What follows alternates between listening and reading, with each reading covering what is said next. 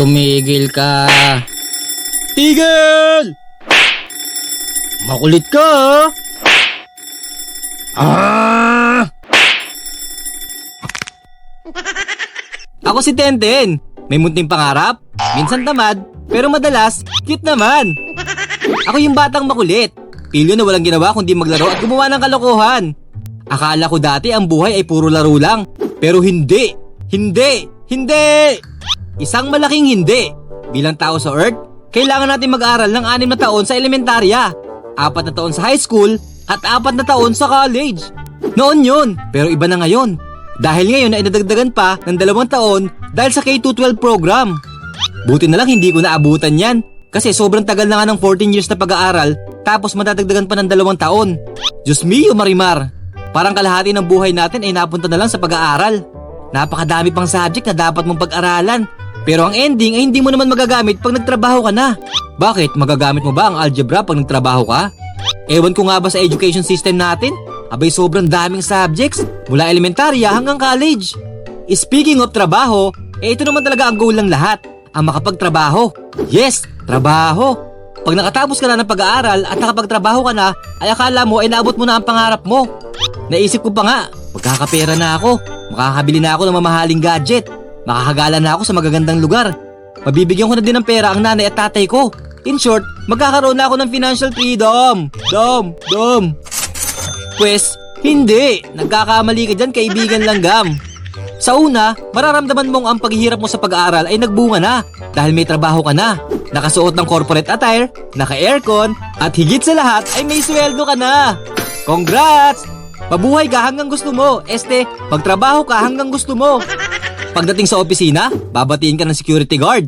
Good morning, sir. Pupunta ka sa pantry para magtimpla ng kape, gatas, Milo, bahala ka kung anong gusto mong timplahin. Uupo ka sa pangmalakasang office chair. Hihigop sa iyong tasa na freebie ni Starbucks at bubuksan ang iyong high-tech na computer. Angas naman yorn. Parang totoo ah. Habang nagsiset up ka ng iyong computer, ay ayan na. Darating na ang favorite at tagapagmana ng kumpanya na walang ginawa kundi rumampa sa opisina, makipagchismisan sa boss at mag-selfie maghapon. Siyempre darating din ang boss mo na utos dito, utos doon. Tenten, gawin mo to. Opo. Tenten, deadline nito bukas, gawin mo to. Opo. Tenten, may meeting tayo bukas, gawin mo to. Opo. Tenten, nagawa mo na ba ang pinapagawa ko? Hindi ko ba nga boss nasisimulan ng pinagawa mo ng isang araw eh. Nagre-reklamo ka na ngayon? Hindi po. Nagpapaliwanag lang. Akala ko nagre-reklamo ka na eh. Kailangan mong matapos ang lahat ng pinapagawa ko bukas ng umaga. Sharp! I resign! Siyempre, joke lang yon. Madami pa akong bayarin. Kailangan ko magtrabaho. Ito, sige, trabaho pa para sa pangarap. Boss, pagkano po dagdag sa sweldo ko? Okay, thank you. Overtime to the max. Hindi mawawala yan sa isang kumpanya. Tapos thank you lang? Manggigigil ka na lang talaga. Pero may napagtrabahuhan naman akong kumpanya na bayad ang OT. Pero what? Dapat ay minimum 2 hours ang OT mo para mabayaran ka. Kaya kapag kinulang lang ng kahit 1 minuto ang OT mo, ay sigurado, thank you na lang yan. 3 kumpanya ang napasukan ko at pare-parehas lang. Sa una ay masaya, pero darating ang panahon na parang gusto mo nang sumuko. Huwag kang susuko, Tenten, kaya mo yan. Sa umaga pa lang ay pagsubok na. Tatamarin ka ng bumangon sa umaga. Sisisihin mo na lang ang alarm clock mo kung bakit ba tunog ng tunog. Minsan, may isip mo na lang na makapag-leave na lang kaya. Teka, isip na akong dahilan. Sabihin ko nagtatae ko.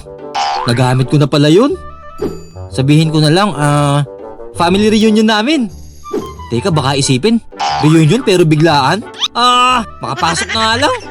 Pagdating naman sa biyahe, para ka sumabak sa matinding gera. Nanaskwен nung sa Metro Manila ako nagtatrabaho. MRT. MRT? Huwag mong parinig sa akin yan. Pag dito ka sumakay, papasok ka pa lang, mukha ka ng pauwi. Umagang umaga ay may experience mong maligo sa pawis. At may experience mo ang samot-saring amoy ng mundo. May maalat, mapakla at maasim. Pakiramdam mo din ay para ka nasa loob ng sardinas. Sauce na lang ang kulang, pwede ka nang ilagay sa lata. At pagdating sa opisina, hindi ka ba nakakaupo ay may tatawag na sa yung kliyente na galit. At kulang na lang ay sugurin ka. Kung ano-ano ang sasabihin na pakiramdam mo ay parang binili ang buong pagkatao mo. Oy, service lang ang binili mo, hindi pagkatao ko.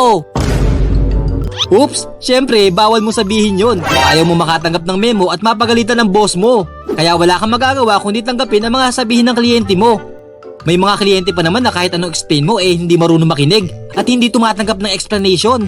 Ang tip ko sa'yo, pag ganyan ang kliyente mo, pasok mo sa kaliwang tenga, labas mo sa kanang tenga. Pero ang totoo, mahirap gawin yan. Minsan talagang dadamdamin mo na lang talaga ang sasabihin ng kliyente mo at darating na madi-discourage ka. Masarap naman talaga pag may sarili ka ng trabaho at kumikita ka na ng sarili mong pera. Sa una, oo sa una, pero darating ang time na magsasawa ka at mapapagod. At gagawin mo na lang yun dahil sa salitang obligasyon. Obligasyon mo sa sarili mo, gala trip, masarap na pagkain, gadgets, sa kinabukasan mo at higit sa lahat, obligasyon mo sa pamilya mo. Dumating ako sa panahon na parang gusto ko ng sumuko. Kasi gusto ko pang matulog ng umaga hanggang gusto ko. Ayaw ko na makipagsisikan sa biyahe. Pagod na akong laging inuutusan. Gusto ko naman ako boss. Pagod na akong makita ang kaopisina mong daig pa boss ko umasta. Pagod na akong mag-OT na walang bayad. Pagod na ako sa sahod na kulang pa pambayad ng bills. Kaya, suko na ako! Kaya dito na ako nagising sa katotohanan na walang yumayaman sa pagiging empleyado. Kailangan ko ng pagkakakitaan na kayang matupad ang mga pangarap ko sa buhay, lalo na't makatulong sa aking pamilya at maabot ang mga gusto ko sa buhay. Oo, suko na ako sa pagiging empleyado, pero hindi sa pangarap ko. Minsan kailangan mo lang magbago ng direksyon at hanapin ang mga bagay na makapagpapasaya sa'yo at mabibigay ang mga gusto mo financially. At dyan na nga papasok ang pagiging buhay negosyante. Hindi ko naman sinasabing pinagsisisihan ko ang pagiging empleyado. Sa totoo niyan ay marami din naman akong natutunan dito. Isa na dyan ay kung paano mag-handle ng customers at ng tao. Kasi kahit paano naman ay napromote ako sa trabaho ko. Kung paano makipag-deal at higit sa lahat kung paano maging makapal na mukha. Marami din ako natutunan sa mga naging boss at office mates ko. Kung hindi sa pagiging empleyado ko, ay wala ako sa kinatatayuan ko ngayon. Well, iba-iba din naman ang perception sa buhay. Kung ikaw ay feel mo na maging empleyado habang buhay, well, go lang. Lalo na't masaya ka naman. So, Tenten, what's next? Abangan nyo na lang ang susunod na kabanata. Doon ay kikwento ko kung saan nga ba ako dinala ng kapalaran ko at kung paano ako naging businessman at animator. Ikaw, naisip mo na bang sumuko? Hihintayin ko ang kwento mo. Pipili ako ng maaring manalo ng 100 pesos G-Gross load. Shoutout time muna tayo!